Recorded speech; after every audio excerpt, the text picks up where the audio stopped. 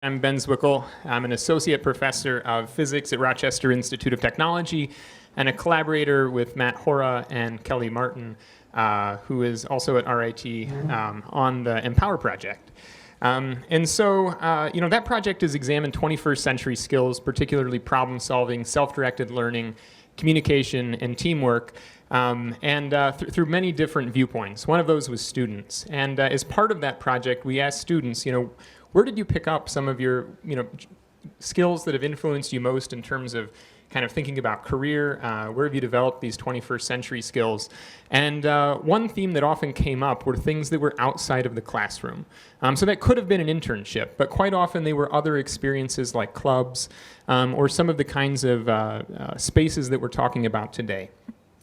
So we bring together experts in 3 different spaces. So we've got maker spaces, we've got communication centers on campus, and we've also got community-based science. And so I think 3 things that each of those, or 2 things that those 3 spaces have in common with internships is, one, I think they're developed out of a recognition that there's something lacking just in the traditional classroom instruction, right? It just doesn't quite do enough. There's just a space of really meaningful outcomes that we're trying to get our students to accomplish that can't be done in those spaces, or that are very difficult to do in those spaces.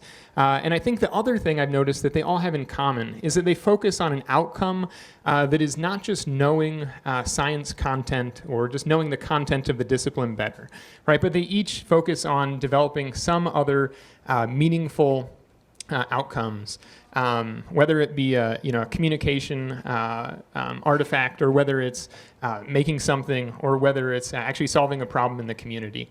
To kick this off, we're going to have each of the 3 panelists introduce themselves, talk a little bit about the spaces in which they work, and then after that I'll seed the discussion with a couple of questions, and then there'll be an opportunity for the whole group to get involved.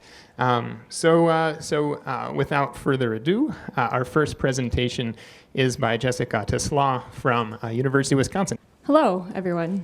My name is Jessica Tesla. Thanks for the opportunity to be here with you today. I'm excited to share the work that I do here on campus with the Wisconsin Institute for Science Education and Community Engagement, or WisScience. And we have a mission to enhance engagement and strengthen success in the STEM disciplines by offering equitable and inclusive initiatives, collaborations, service, and scholarship. So I just want to briefly touch on the constellation of things that we provide for folks.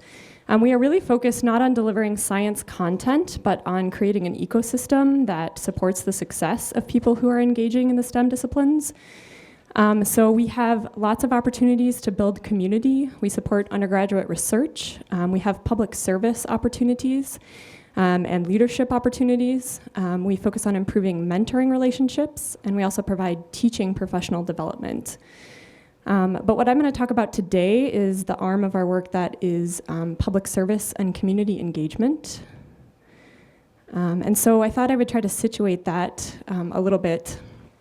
So when we think about community engaged learning or service learning, it is actually a credit-bearing experience. So this is a course-based experience, but students are taking what they're learning in the classroom, their disciplinary knowledge, out into the community and applying that knowledge in some fashion with a community partner. As you can imagine, that experience, I think, has a lot of overlap with what the internship experience might look like. But one of the ways that we might think about perhaps distinguishing some internships from community-based learning or community-engaged learning is that the work that students are doing in the community is driven by what the community identifies that it wants or needs. So we hope that the work that is being done relates to the disciplinary concepts that students are learning, but it is really driven by the community rather than the professor or the students. The other piece that I didn't want to leave out that is really critical for community-engaged learning courses is reflection. And so reflection through writing and discussion, through creative modes, in many different ways, reflection is the connective tissue between the community and the classroom for community-based learning. And because students need the opportunity to think critically about how they are relating the experiences they're having in the community to the course content in a way that's really authentic and honest and sometimes really vulnerable for students.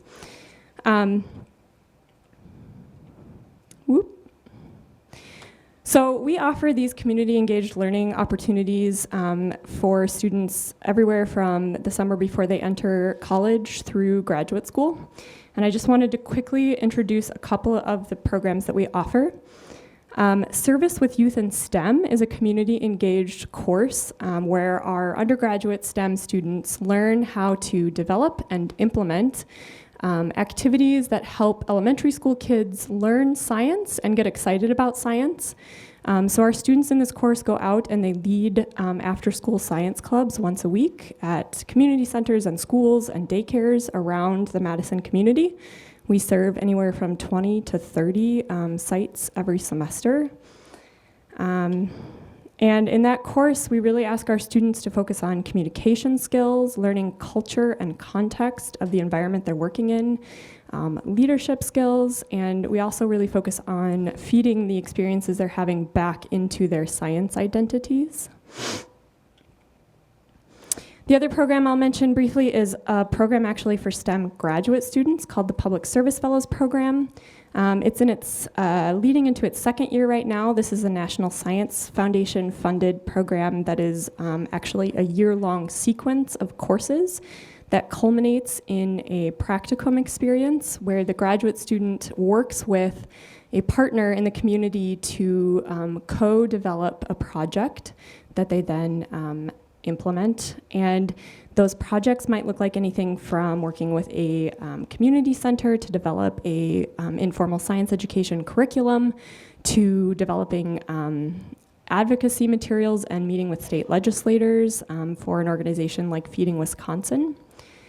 And we similarly focus on what I guess I'll call transferable skills like communication, the process of partnership building, strategies for navigating ambiguity and complexity in their projects, and skills with an eye towards social change and capacity building in the community.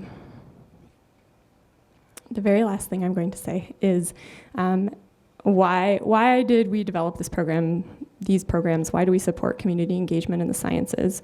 And for me, it boils down to a set of responsibilities that we have as STEM educators at the UW. One of these responsibilities is to place. We are an institution situated within a community, situated within a state, and we have an obligation to the community that we are a part of to be active and thoughtful members of it. The other set of responsibilities that we have is to our STEM students. So there's fairly good evidence showing that students majoring in the STEM disciplines are less civically inclined than their peers majoring in other disciplines. And so I feel a sense of obligation personally as a STEM educator to provide opportunities for students to develop their civic identity that they take with them when they go out into the world. The STEM disciplines also have a history and still do currently not serve certain groups of students very well. That includes first-generation students, underrepresented minorities, students that come from a socioeconomic background that might not mesh with the middle-class background that we see frequently on campus. And what I also think the research literature is fairly clear about is that pedagogies that incorporate real-world context and a connection to community, especially the community that a student may come from, support groups like women and first-generation college students more effectively than do sort of traditional lecture-based pedagogies. I'm Audrey Bachledge, and I am currently the director of the Curriculum Lab at Texas Invention Works, which is our university makerspace in our School of Engineering. I'm also a research associate in our Center for Engineering Education, and I'm here to talk about what this space is and what we're doing to support students in engaging with and incorporating 21st century skills into their learning outside of the engineering classroom in this space. So when I was asking the director of the space, Scott Evans, about the creation of the space, he said, tell them not to copy it. Like, this isn't a blueprint, because he thinks we're only 5 years into this experiment of the makerspace. So that's what that first bullet is. But it originated in the basement of one of our engineering buildings. It was a 1,700 square foot windowless space. It had 3 3D printers and a sewing machine in it. And one of our prominent alumni from the engineering school engaged in some conversations with key leadership. And he really wanted to support the idea of giving students an opportunity to innovate and to prototype and to fail. And he didn't feel like that was happening in our engineering courses. And when leadership and some key players stepped back, they realized that this makerspace was the opportunity to do that. And at this time, we were building a new building, and we had the opportunity to create a new makerspace, which is now named Texas Invention Works. It's a 23,000 square foot facility. It's 2 stories tall, and it has a mission that is aligned with the school's mission, but is very focused on innovating. And one of the things that we had to do was make sure that students' intellectual property was protected within this space. So we went as far as to engaging legal counsel and making sure that anything students created was their intellectual property in the space. So we really wanted to support that idea. Another piece which I heard in the keynote was the importance of the culture, and we wanted to make this an inclusive space, and you can see in bolds that what research is saying and what we believe is that the most innovative teams by far are simply those who make sure everyone is actively involved. And you know, Texas is a big state. It's a diverse state with many people from many backgrounds, and we want to make sure that those individuals are welcomed into space, and we see diversity as an asset, not just a goal. And so that's in our mission. So what are the students doing? We have 2 full-time staff members running some of the more technical aspects of the space, like if one of the giant machines needs to be fixed and somebody needs to call the company and engage in that conversation, or somebody needs to actually manage the students working in the space, that's what those 2 faculty members do. But a bulk of the work is done by undergraduate student staff in the space. They work about 5 to 10 hours in the space a week. Their schedule is different every week because their schedules are different every week. They engage with the space through class projects. So one of my roles is to engage with faculty and figure out how they can incorporate using this space in their class. So if the students can create a project but actually do the project in the makerspace and then present it in the class, or vice versa. And it's primarily undergraduate engineering students in this space. We have some graduate students coming in as TAs for these courses that are incorporating the class projects, but most of it is our undergraduate engineering students. When we think about 21st century skills in our space, we've been trying to align it to what research is saying about 21st century skills. And we see skills as a spectrum, so as they are conceptualized as students developing expertise over time. As we heard a little bit in the keynote, skills, when they're learned, they're very context-based. They're not very general or standalone, so where they learn them matters. They can be transferred to other contexts, but we need to think carefully about that transfer and support it. So what I mean by that is, if we're thinking about this notion of collaboration, and we give students a rubric on collaboration in the classroom and they know what to expect, what that looks like and how that is actually happening in our makerspace, and then how that it happens in other courses moving forwards needs to be carefully supported and scaffolded. When we're training students on our 21st century skills, the analogy we use is this is a Stearman biplane. We have these all over our space, and then students are 3D printing them because we see ourselves as the pilot in the back, but the students in the front. That's our metaphor for students learning and engaging in the space. They're the ones that's seeing everything first. They're the ones that are higher up off the ground. We're in the back just trying to guide them a little bit as they move along. But that's how we're approaching the training of these skills in the space.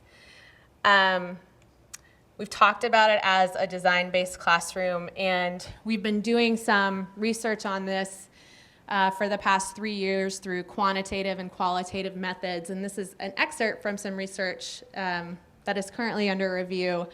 But when we asked students about integrating makerspace stuff into their experiences, into their classroom, that one of the students said, it's instantly gratifying. I really enjoyed it. You see it, it's there. So they have this opportunity to engage in hands-on expertise.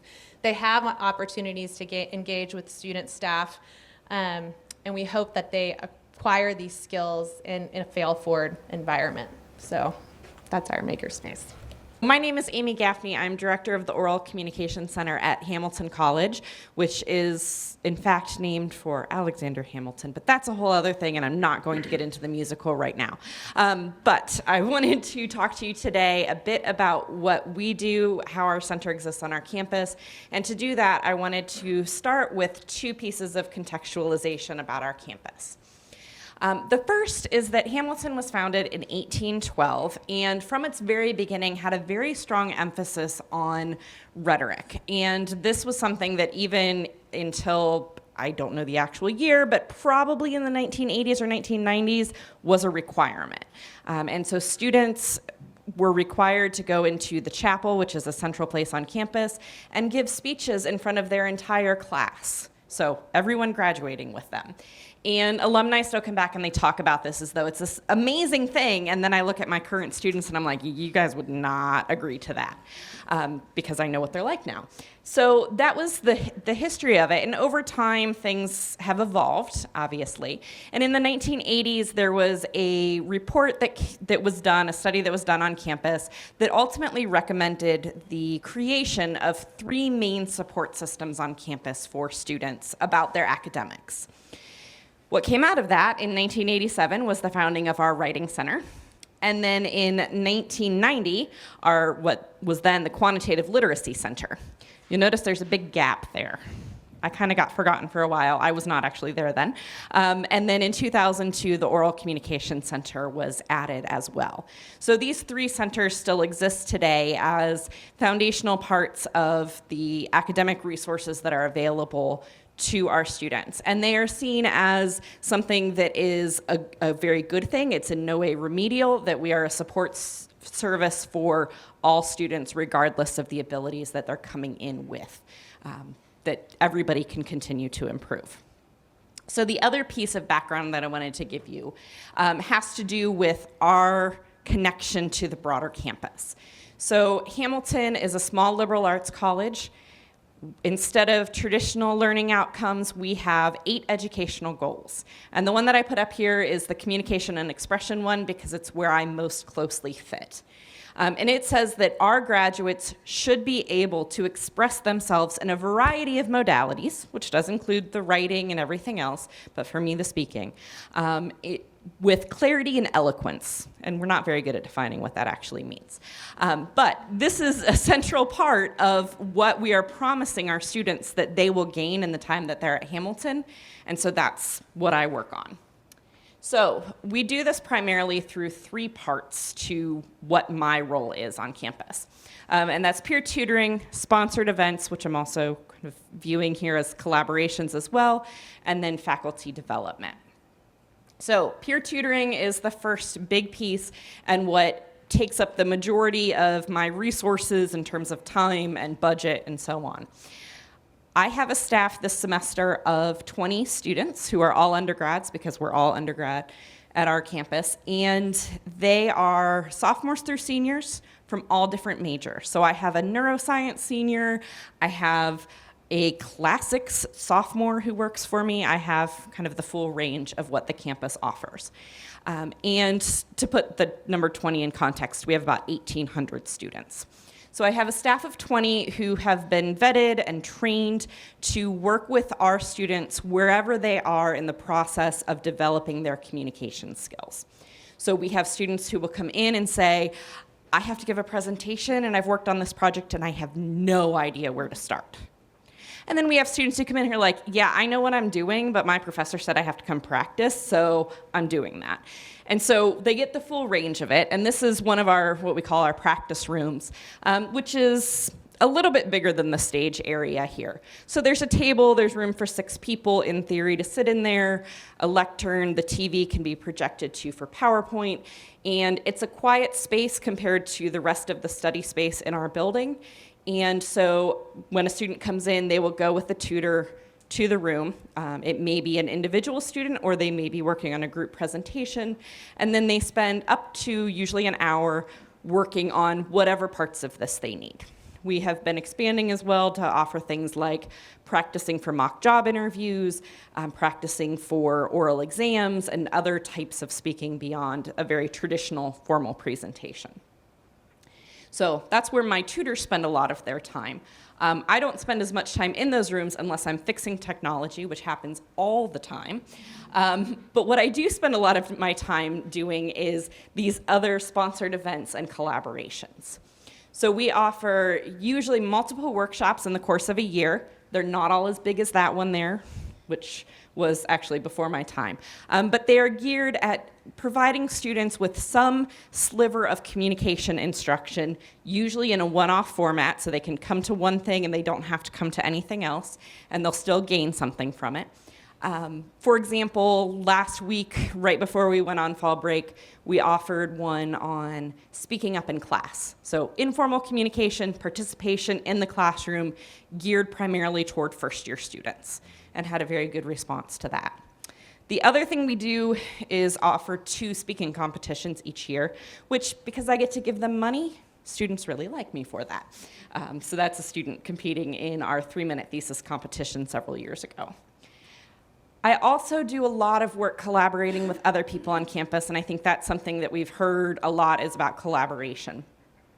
So the other 2 directors of the centers that are parallel to my own writing and what is now quantitative and symbolic reasoning instead of quantitative literacy, we work together in all sorts of ways, including setting up appointments between the oral communication center and the quantitative tutors to prepare students for a mock or for an oral exam. They do a mock oral exam in my space, for an oral exam in a differential equations math class. So it's one of the oddest things I've ever learned is differential equations. The big one here, I think, though, is collaborating with the Career Center. So, and I'm happy to talk more about that later as well. But for example, we worked together to revise some of their curriculum around interviewing in relation to what I also know from communication research and preparing students for that. So that's been a very fruitful collaboration, as well as other student activities and initiatives out of the Dean of Students office that when we can offer our programming in relation to other things going on campus, it's kind of a win-win. The third prong of this all is faculty development, and I'll probably spend the least time here because it may be the least interesting, I don't know. So we do lunches, we do workshops. I end up spending a lot of time working one-on-one with faculty. So the types of assignments that April was talking about earlier with the CI or communication intensive, I work with faculty who want to do that sort of work. And there's a lot more, obviously, that I could say about that. But basically, faculty can call me up, can stop by and say, hey, I do this speech assignment, but I really hate grading it. Can you help me? And I won't grade them for them. I have my own grading to do, but I will work with them to come up with the appropriate criteria based on their discipline and their goals for the assignment, rather than simply handing them a rubric, which I pretty much refuse to do. And the last little piece of this sort of development and outreach that I wanted to highlight is not a very pretty picture, but it's that we offer other resources online. So through our website, for example, we have a bunch of tips and guides. We keep hard copies in the center that our tutors can hand to students on their way out. But this is probably the part of our website that gets the most hits from outside traffic as well. And so they're just meant to be 1 or 2 page. Here are some quick tips about presenting in a group or about doing poster presentations. So if, for example, a student can't make it into the center for some reason, they have something that is framed in terms of what we do that they have as a starting point. So there are many more resources, of course, and I'm sure we'll get into that with the further discussion. But that, in a nutshell, is what the Oral Communication Center at Hamilton is all about. So I'm going to turn it over to the audience in just a minute, but there was one question that I wanted to ask you all before we do that. And that's, what would it look like if higher education more fully embraced some of the principles and goals of your program? If you think about, what are the big things that you're trying to accomplish, sometimes they may complement what's happening already, but sometimes there may be some pushback or just not enough space in the curriculum. So what would it look like if there was a more kind of holistic or complete embrace of some of those principles? For us, a big piece is involving the faculty in our space, and what we have been, it's really a mindset shift, particularly in engineering. So a lot of the courses in engineering have been taught the same way. Maybe an iPad or a laptop is replacing paper, but it's still the same stuff. And so one thing that we are working on, I don't know, this is one way to do it, I think, that we're finding, is to really think clear about what are the learning objectives of the course, and what do students need to walk out of your course learning, and pair that with what we're hearing from industry, and show that those learning objectives can actually be met in the space outside of the classroom. But that's engaging in a lot of the one-on-one conversations with faculty like you're talking about. And so that's a big purpose of the curriculum lab, and it was created out of a need for that faculty engagement, and it's really thinking of the learning objectives being accomplished outside of the classroom as well as inside the classroom. I don't want to go too big here, but I feel like if more institutions of higher education were conscious of the places within which they are situated, the people who do not sort of live on campus would feel quite differently about them. And so I don't know if you're familiar with the trials and tribulations of Wisconsin over the last however many years, but I can't help but feel that if there were more support and more conscious effort to be an integrated part of the state of Wisconsin and the Madison community, that we would sort of be having a different conversation than we have been having for the last 5 or 10 years. And I think I just have to add, because of the STEM discipline thing, if we were educating STEM professionals in a way that was a little bit more inclusive of being conscious of how their disciplinary work really plays out in the real world, and I'm talking about like real endpoint things like clinical trials and medications and treatments for people. we would sort of be in a different place there as well, because we have a tendency to sort of forget how our work in the research lab plays out in people's lives. I think ideally we would be having generations of people who are much more adept at expressing themselves and being flexible. I think one of the things that comes through with what April was talking about earlier and really kind of with all of us here is preparing students for the 21st century means they can't just know one particular thing and then always do that exact same thing. They have to be flexible. And that's true with their communication skills, and if they can communicate effectively and flexibly and effectively, then they can help learn those skills as they go. So it gives them the tools to be able to do that. And I very much try to get away, and I'm when I get back, I have to have a conversation with the student about a grade, because he was like, I did exactly what you said. And I'm like, well, kind of. Like, you got the letter of it, but you didn't get the bigger picture. And so holistically, it's not what it could be, because he just wanted a checklist. And I said, there's really not a checklist for this. So, you know, we're working on trying to build students' abilities to be able to adapt to these different situations. And I think that if more institutions embrace this, if higher education takes it on, then the next generation and the next generation and the next generation will be better prepared to work with each other and hopefully convey science and to be able to do science together and to really accomplish many of the things that we hope that they will. I just wanted to make a note about one of the reasons we included this panel in a symposium on internships.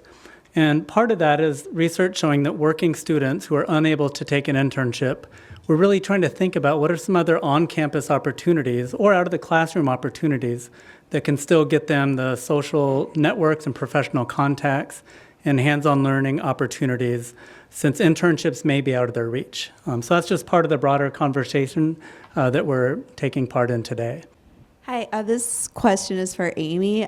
You mentioned that you work with the career services in the communications center. So in what ways do you do that? And I wondered if maybe it would relate to that question before about how you get a seat at the table and if they approached you or if you approached them or how that worked. I've been at Hamilton, this is my senior year there, even though they're not going to let me graduate. So when I got there 3.5 years ago, somebody in the Career Center who knew that I was new had originally reached out, and it got lost in the crush of things.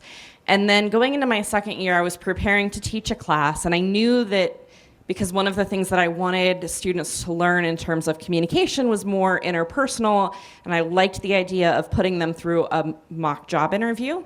I was like, well, I should probably talk to the Career Center about this. And I had met somebody over there kind of in passing at other events, and so I called her up and I said, hey, can we talk about what you do in terms of your curriculum around interviews and what you advocate for there so that I can help frame what I am drawing from communication literature on here to help set this up. And what ended up happening was she then took a component of their curriculum that they have, which is spread out over all 4 years of our undergraduate's education. So there's stuff geared toward first years, toward sophomores, and so on. She said, well, let's pull this interview module out. And we sat down and we talked through all of the details of it and the things I had been thinking about, and we reworked that module. And then that fall, we piloted it in my class before she handed it off to her students who ultimately presented.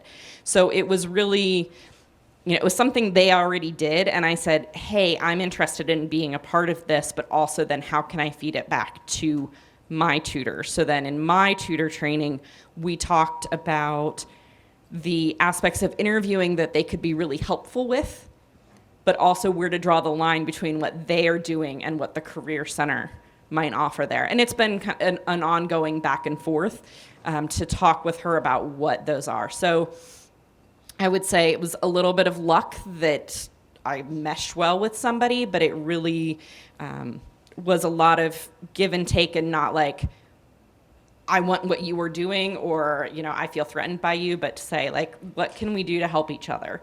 Because the reality is she has too much on her plate anyway. And so she was like, I needed to revise that. And also, I can't do all of these appointments that students might want to talk about how to gesture appropriately in a job interview. So if my tutors can take some of that, then that helps her out too. This question actually goes back to a comment that was made earlier. So I think it was Daryl Ann Watkins mentioned oftentimes first-generation college students have a sense that they know they need to go to class, right? That's just part of the typical academic experience. But many of the things we're talking about today happen in spaces outside of the classroom. So, what is known about the impact or about participation in your kinds of programs for first-generation students, students of color, low-income students? Is there any research on that? Do you see any impact there in your own programs? I've conducted this research because nobody's been doing it. So we have been interviewing students who have had the opportunity to engage in our makerspace. So a makerspace, if you're not familiar, is a place where students are encouraged to explore and tinker. I like to think of it as like, you know, when you had Legos on a table and you were building earlier and you could like build whatever you wanted, or sometimes you'd follow a plan. And this is just like a really fancy, gigantic Lego table with like 3D printers and CNC milling machines and laser printers. And for those particular students, this idea of failing forward, this idea of failing being learning is new to, not to those, to any students, particularly our engineering students. And so this is a space for them to learn by failing. We also offer all of our materials, they are incorporated into their tuition, so they can use as many materials as they want. So they're not penalized for making a blob in the 3D printer. And then also incorporating in the class projects. So this class project piece, like they're already going to class. So we found that if the class gets them into this makerspace, this new space that is known to have a barrier to entry, as a woman who is a maker, when I first entered those spaces, I was terrified. I didn't know how to use a makerspace or any machine in there. It's why I'm doing this work. Making that an inclusive environment and kind of just forcing them to go because of class and then experiencing that fail forward is how they get the foot in the door of our space. So that key to integrating it in the classroom and into the class project and giving them the opportunity to do the work outside of the class lowers that barrier to entry. And we're actually seeing those students return and do some more projects. Sometimes they're making keychains for Christmas. And sometimes, like we have a student that is working on a patent with Yeti Coolers, which is an Austin-based company. So we're seeing, when it's in the classroom, lowering the barrier to entry to what would be an intimidating space, but we're also funding those materials as well. For me, there is a large element of the class connection too. I do have faculty who will require students to come in for an appointment before a presentation in class. It's sometimes just like a check mark thing. Sometimes it's a penalty to their grade if they don't come in. Sometimes it's extra credit. But particularly when that happens early in a student's time at the college, they are more likely to return. Some of it is simple math. If they don't come till their senior year, there are fewer opportunities. But the ones who come their first year and particularly have a good experience, then we see them multiple times throughout. And they come back even when they're not required to. And so, you know, part of it is the getting them in the door initially and having those connections with faculty is an important part of it. I will go to any faculty member's class and do whatever they want. So I go or send one of my students and do a 5-minute, hi, this is what we do, this is how to find us, this is how to make an appointment, to I have taught people's classes when they have been out of town and they were planning to have me come in and do something small anyway, and they're like, yeah, just take the 50 minutes, like done. And do something relevant to that class, of course, but take that opportunity to have a positive impression. Other outreach things like workshops have been helpful. One other piece I think that's important, particularly once we get them in the door, has to do with sort of the identity thing that Audrey was mentioning about making sure that people feel like they belong. I have a student staff which, for as non-diverse as Hamilton overall is pretty diverse. I have students who look different. I have students who come from all different sorts of backgrounds. And as a small private liberal arts institution, that can be challenging to find sometimes. And so I make it a point to make sure that I do have representation there and to ask those students when we have conversations related to it to say, how, you know, what made you feel welcome here and what can we do to help encourage that?